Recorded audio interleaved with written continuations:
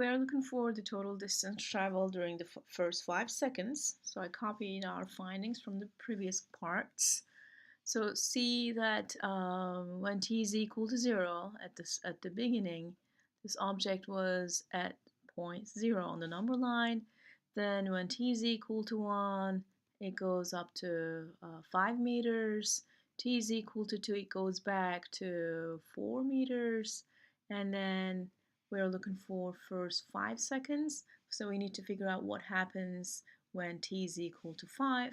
So let's go ahead and find the location of the object when t is equal to 5. So again, we're going to use the position function. S of 5 equals to 2 times 5 cubed minus 9 times 5 squared plus 12 times 5. And if you do this computation, you should get 85 meters. So when t is equal to 5, the object is far on the right side.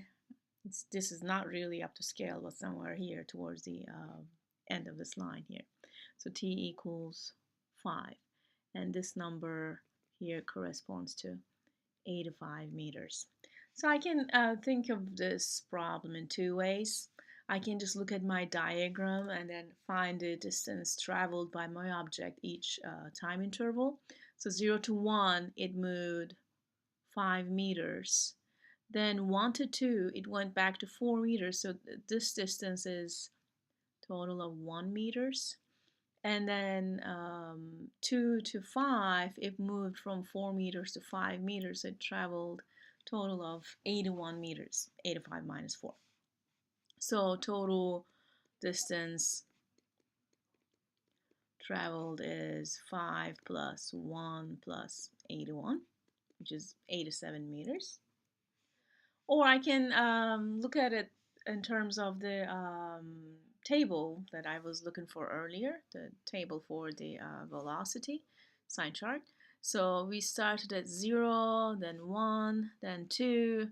This time we have a limit. We're looking for the first 5 seconds. I'm going to put 5 here. So this was plus, this was minus, this was plus after 2. So we can look at the total distance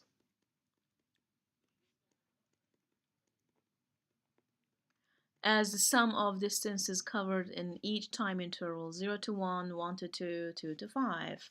And the distance covered in 0 to 1 can be found by absolute value of s of 1 minus s of 0, the difference between the locations of the particle at time 0 and time 1, plus absolute value of s of 2 minus s of 1, plus absolute value of s of 5 minus s of 2. We have the absolute values so that we don't get negative for the distance, s of 5 minus s of 2. So let's go ahead and put our findings. S of 1 is equal to 5. S of 0 is 0. Plus S of 2 is 4 meters. Minus S of 1 is 5 meters.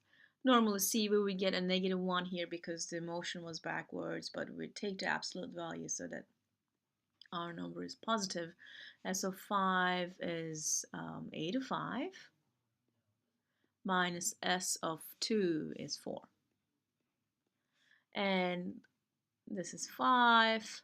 This is negative 1, but it is positive because of the absolute value. That's 81.